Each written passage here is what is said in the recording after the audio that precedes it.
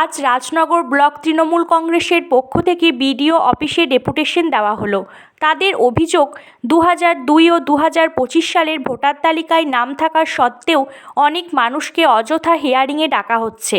এই প্রশাসনিক হয়রানির প্রতিবাদে আজ বিক্ষোভ মিছিল হয়। রাজনগর পঞ্চায়েত সমিতির সভাপতি সুকুমার সাধু বলেন, হিয়ারিংয়ের এই চাপ ও আতঙ্কে বহু মানুষ মানসিকভাবে ভেঙে পড়ছেন, কেউ কেউ আত্মহত্যার পথও বেছে নিচ্ছেন।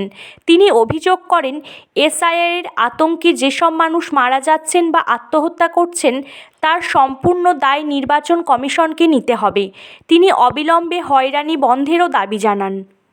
কমিশন হুঁশিয়ার, হুঁশিয়ার, হুঁশিয়ার। বিজেপির দালাল নির্বাচন কমিশন হুঁশিয়ার, হুঁশিয়ার, হুঁশিয়ার। ঘড়ি ঘড়ি এসআইআর করে বিএলওদের চাপের মুখে ফেলা হচ্ছে কেন? বিজেপির দালাল নির্বাচন কমিশন জবাব চাই, জবাব চাই, জবাব চাই। বন্দে মাতরম, বন্দে মাতরম, বন্দে মাতরম, বন্দে মাতরম। মমতা ব্যানার্জি, মমতা ব্যানার্জি জিন্দাবাদ, জিন্দাবাদ, জিন্দাবাদ। মমতা ব্যানার্জি, মমতা ব্যানার্জি জিন্দাবাদ, জিন্দাবাদ, জিন্দাবাদ। অভিষেক ব্যানার্জি, অভিষেক ব্যানার্জি জিন্দাবাদ। 42,071 জন,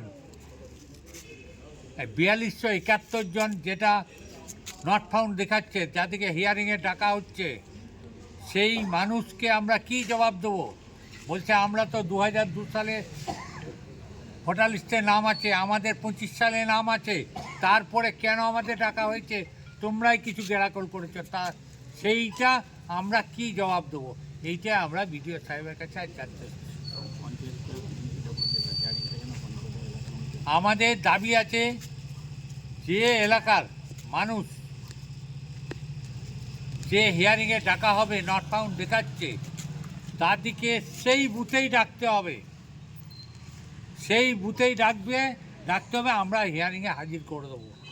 নচেত আমরা কিন্তু এই বৈধ ভোট যদি একটাও বাদ যায়, তার দায় বিডিওকে নিতে হবে বা নির্বাচন কমিশনকে নিতে হবে।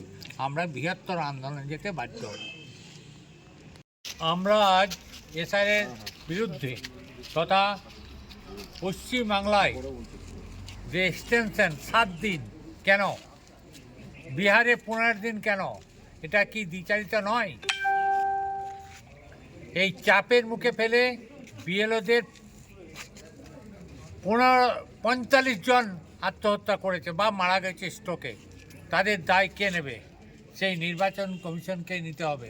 তাদের আর্থিক ক্ষতিপূরণ এবং প্রত্যেকটা ফ্যামিলিদের যারা চাকরির যোগ্য তাদের সকলকেই চাকরি দিতে হবে, প্রত্যেকটা ফ্যামিলির। এইটা হচ্ছে পশ্চিমবাংলার তৃণমূল কংগ্রেসের দাবি। আমরা এই শিফট বা নট ফাউন্ড কিসের? 2002 সালে আমাদের নাম আছে, আমার 25 সালে নাম আছে, তারপরে কেন নট ফাউন্ড হবে? আমরা কেন মানব? আমরা কেন হিয়ারিংয়ে যাব? তার সেই বিরুদ্ধেই আমাদের আজকে প্রতিবাদ মিছিল বা বিক্ষোভ মিছিল। কিসের জন্য আমরা যাব?